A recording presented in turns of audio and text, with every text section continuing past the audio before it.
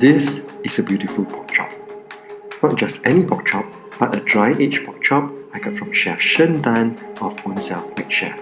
Dry aging is a process whereby a joint of meat is placed in a cold and dry environment. What that does is it draws moisture out of the meat. This intensifies the flavours because there's less water in the meat, and over time it tenderises the meat. The result is a beautiful piece of meat where the natural flavours are greatly enhanced. Now, with a piece of pork like this, all you want is some pepper, right? It's important to get the pepper onto the pork and then to cook it with the pepper on it because the heat improves the flavours of the pepper. Salt the pork chop and do the same on the other side.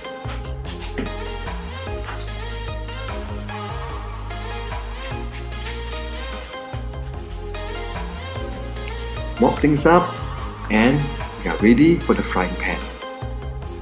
Now, you want to get some oil into the frying pan. I'm just spreading it out to make it non-stick. And you want the pan to get pretty hot.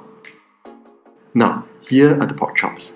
I put them onto the pan, fat side first. There's quite a layer of fat and you want that to brown a bit, it becomes more palatable and it renders out fat, which is good for the rest of the pork chop. We wait there a bit. These are pretty thick pork chops, so they can support themselves. They can stand on their own. Right? It will take about a minute or two for the fat to render and the edge to brown.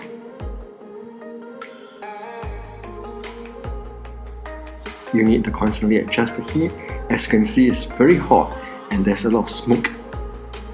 But this will give you a beautiful result. Now, I think we're almost done. You can see here that the fat has browned.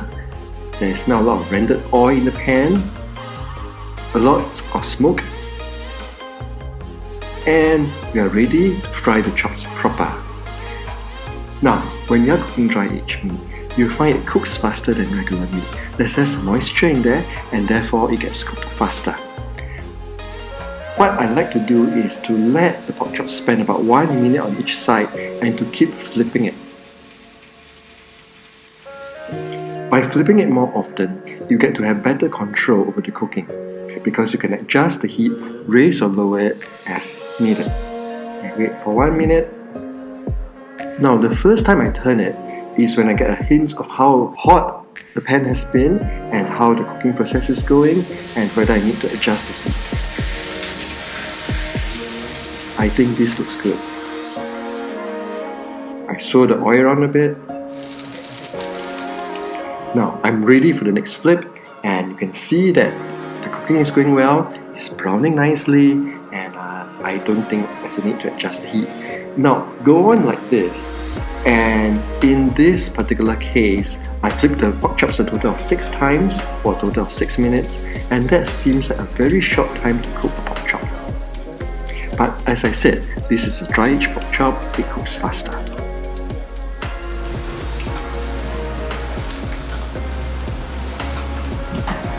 Alright, there's another flip. You can see that the chops are browning beautifully.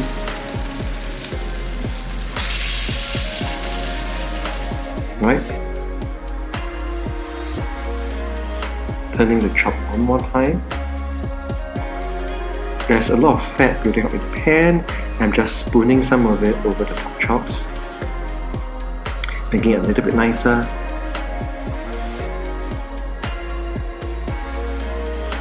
Alright, the heat is off. I let it wait a bit. It's been 6 minutes. I believe the chops are done.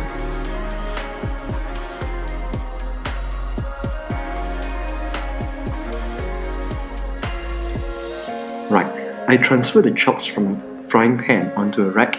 This allows any oil or juices to drain off, and we allow the chops to rest for a bit. What I want to do is to do a temperature probe. I probe it right next to the bone and I get about 60 degrees, which I think is perfect for a pork chop like this. It's important to probe next to the bone and right into the center of the chop. Right, I think they're done. Let's get the pork chops onto a board and let's get the bone off. Now this is when I know if I've done the cooking right.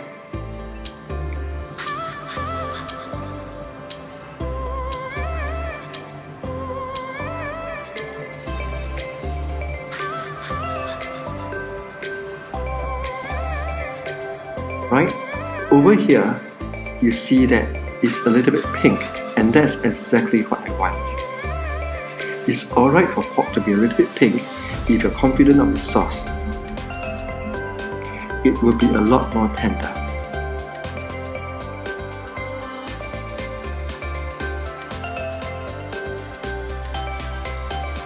Alright, and I've got to bite into that.